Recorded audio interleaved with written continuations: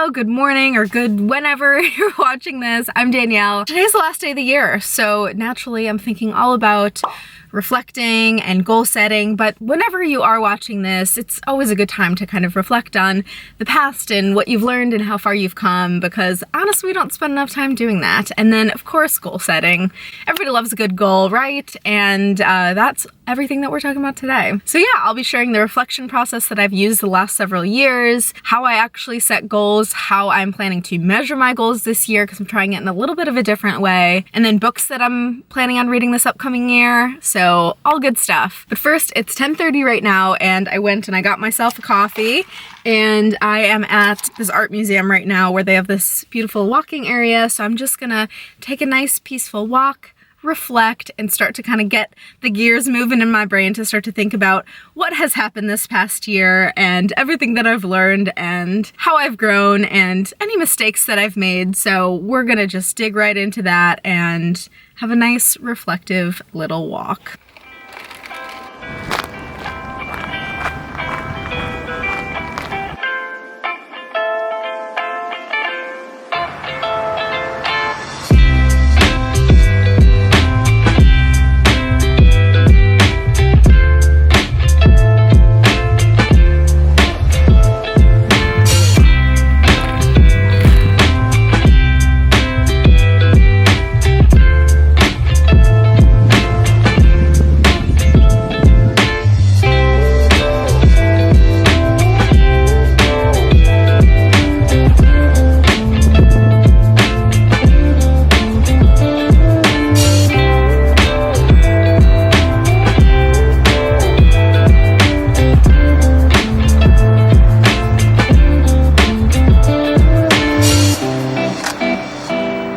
North Carolina is something else. It is December, almost January, and it's 70 degrees outside. But I like that I say that, and I've lived here over 10 years now.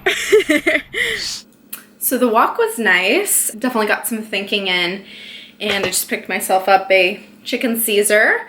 And I'm probably gonna spend like 45 minutes to an hour kind of thinking through just the reflection piece and going through stuff. Usually I like go through any sort of like materials that I have that capture what happened this year. So like I'll go through my photos because I do like a photo of the day thing, and then I try to take photos in general so I remember stuff that happened.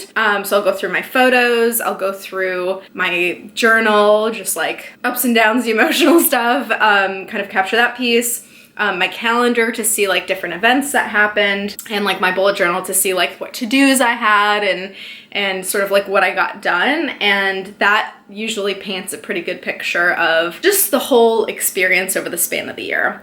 So I'm gonna take some time to go through that and basically capture on a couple of pages everything that has happened. And what I usually do is I capture and write down like everything that happened that year, stuff that was major, stuff that I would probably forget if I didn't write it down. And then I have three main questions that I reflect on. I've been doing this and kind of like syncing up with my one friend Erin to kind of talk about it. And it's, what did I do, create, or experience this year that I'm really proud of?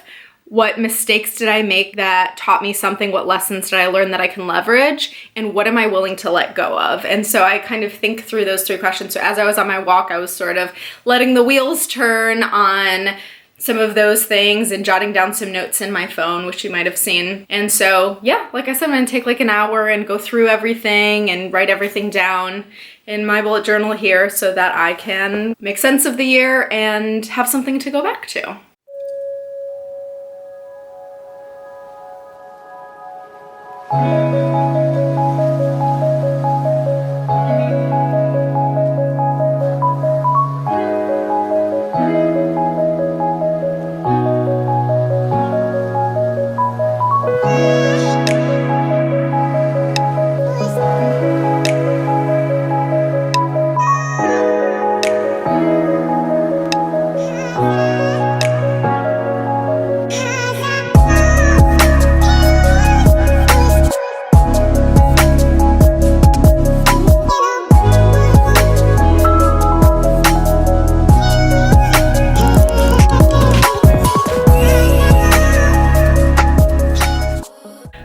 joke's on me. I, for some reason, thought that that would take like an hour, but 3 hours later and I have 4 filled pages and I'm super glad that I did this. I ended up just using my calendar, photos, and I think that's it. Yeah, calendar and photos to relive the year and capture what I wanted to celebrate, what I have learned over the last year, and things that I am letting go of. And at the bottom, I just wrote a little like final thoughts thing, what last year really feels like it was about and what this next year is really gonna be about from my perspective right now looking to the future. Okay. When I say 4 pages, I didn't mention that my handwriting was like super small here, so honestly there's a ton here and I'm gonna save this forever. But I do have a few tips if you do decide to review your last year, whether you're doing this at your birthday or just at any given time or reviewing the last few months or whatever it is. When you go through, I found it helpful to write down everything in my calendar that I had recorded in my phone or anything like that. Anything that happened that was both good or challenging or like random and small, because those are the types of things that when you look back on it, you can really get a full picture of what your life was like, not just the, as people say, highlight reel, whatever. It's not like your Instagram feed, it's just for you and it's your personal depiction of what the last year of your life was really like. Because the fact of the matter is, if, you know, this year was really hard for you and you're capturing exactly what happened, and then you complete next year and you can really compare how far you've come because you've captured the true moments and not just the pretty shiny ones, that's honestly gonna be way more helpful. And then for the champagne toast, what I've created in the last year that I'm proud of, what happened, I wrote down both hard to measure things and specific measurements. So I wrote down exactly how much money that I made in my side gig this past year. I wrote down qualities that I've built that are like a little bit harder to measure. What else did I write down? How many books that I've read, some like random stuff, like I'm happy that I went Christmas shopping early this year and I wanted to do that. A couple of just like huge things that I knew I was gonna write down for this. And then like vague stuff, like I said, trusting my gut and my decisions. I feel like I did a really good job with that this year. Big, small, specific, vague, capture all that stuff because it's important. And then for the lessons piece, for me it was helpful to think about the most difficult stuff that happened this year and what I learned from it. You can also think about it in terms of mistakes, but I usually try to think about things like a growth opportunity anyways, instead of like something I screwed up. But you can also think about that stuff too, because hopefully you learned something from that. But if you take anything that just was hard this past year and turn it into a lesson and write that down, and you can even write what happened that connects to that if you feel okay with reliving it. But either way, if you're capturing like what you really took away from the tough stuff, that's gonna really help you make the most of everything that happened this past year. And then with letting go, take a big breath before you do this one and after. I really just wrote things down with no filter here. I had making decisions based on my fears, small thinking about what I deserve or what's possible for me, keeping things in my life based on familiarity, physical clutter, I need to declutter in like a month, financial limitations, how I think I should be, fear of conflict and directness, supposed to's for my life, and old habits and patterns. So yeah, you can be as specific or as general as you want to be, but honestly, just like no filter, write down everything that you're like, okay, we're letting this go. And then for my final thoughts at the bottom, I just wanted to say what I thought this year was really about, what I want next year to be about. So I said this year was about shedding old skin and finding myself again. It was about starting to see that I don't have to let fear stop me. This next year is about higher standards, mindset, manifestation, passion, and living outside of my comfort zone. So even though I don't know exactly what's going to happen this next year, I thought it was a nice cherry on top to kind of summarize things and say what I want next year to really be about. Okay. Can we talk about books for a second? In 2020, I didn't read a single book cover to cover, totally dropped my reading habit. So in 2021, I set the goal of reading 10 books. I read 8.5. If you want to see which books I read, watch a recent book video that I made, or it might be coming out after this, but I'll link it when it comes out. And then this next year, I'm going to be doing goal setting tomorrow and you'll see that, but I'm thinking I'm going to do 10 10 books. Instead of picking them out in advance, which I did before, I think I'm gonna start with just the 3 that I know that I want to read at the beginning of the year and then pick them from there. So I'll show you what I'm gonna be reading. The first one that I've already started is The Big Leap, and this is just exactly what I need right now.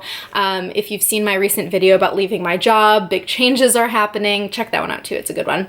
And so this is really about like taking a big next step in your life, getting out of your comfort zone and allowing yourself to be in that next level of success and discomfort and enjoyment in your life. I'm so sorry, this is the worst lighting ever. The sun's like setting right now. The next one just came in a box. I'm really excited about this one, so we're opening it up. The big reveal.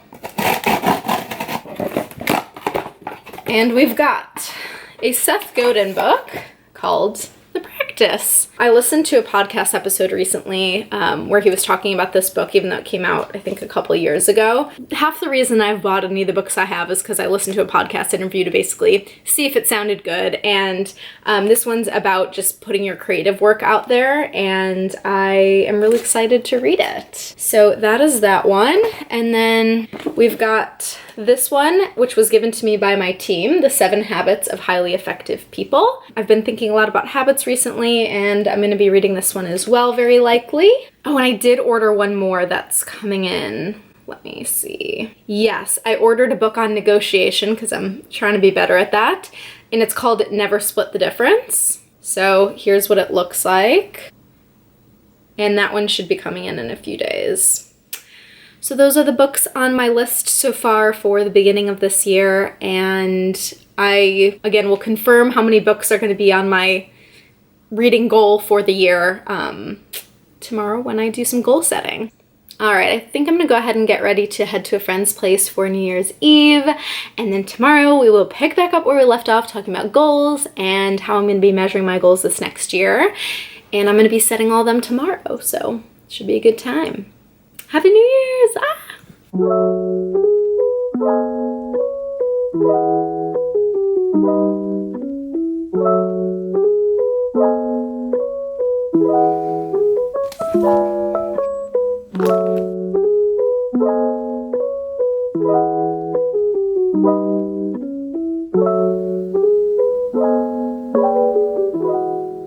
We made it! Here we are, January 1st. Happy New Year. I do want to go through my goals from last year and see how far I got and maybe reflect on what stopped me or what helped me.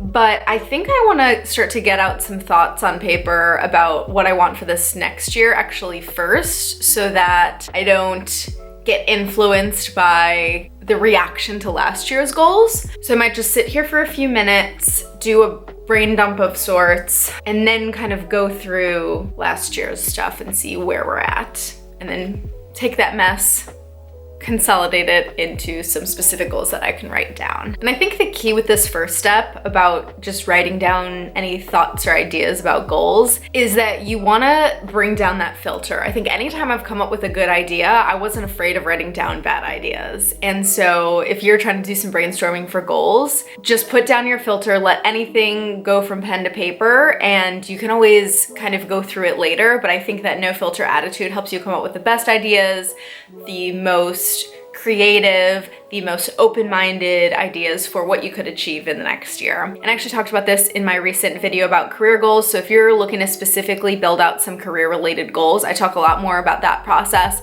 in my career goals video. So definitely check that out or cue it up next. But for now, let's do a little brainstorm.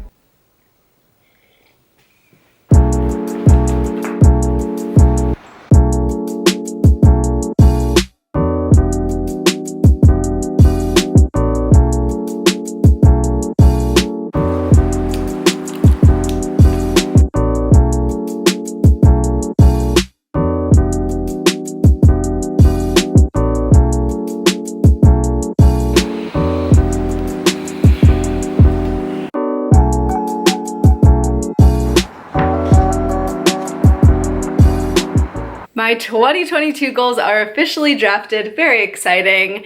And what I did was I basically took the categories that I usually use and figured out what I really want to achieve this year, focusing on results. And then I built that down into like subtasks that I want to do in order to get there. My categories are usually career and maybe a separate financial one, or maybe it's combined, health and fitness, mindset, and relationships. I usually do like 4 to 5 goals, but this time I had 6. The last one is kind of more of like a big project. And the last couple of steps here will be to actually do that review of this past year's goals and how I did and what could have stopped me. So I'll maybe include a little visual here of what that looks like, the final version, even though I haven't done it yet as of right now. And then the final step will be to take these drafted goals and build out the final wording in my bullet journal, lay it all out in pretty colors, which I hopefully will be able to show you here as well. So a little visual here.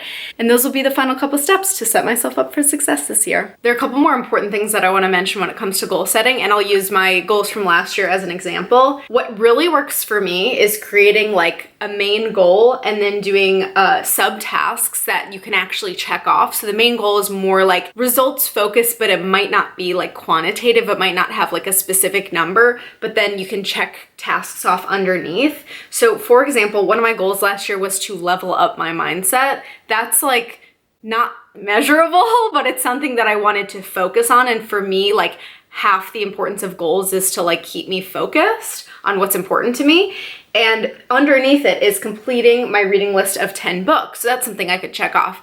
I only read 8.5, but you know, I can see what kind of progress I've made on that specific thing versus level up my mindset. It's like, what progress did you make on that? Kind of hard to tell. Another example, build consistency into my health and fitness. And then I actually put a specific number of workouts to do that year. And I put little bubbles to like fill in on another page. So that's an example of sort of that big picture results focus, but maybe not measurable goal. And then underneath you can have that task that's actually a step that you take in order to get there.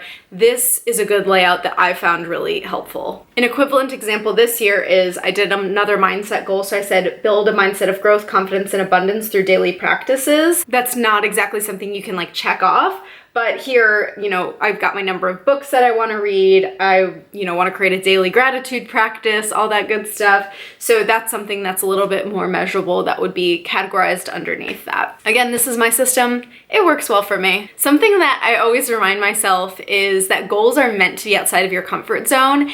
And what I think is a really cool strategy is picking something that's like so far out of your comfort zone, so far outside of what you think is possible, that it almost urges you to think outside the box in how you're actually going to achieve that. So it's not necessarily like a goal that is an easy daily habit, although that has its place.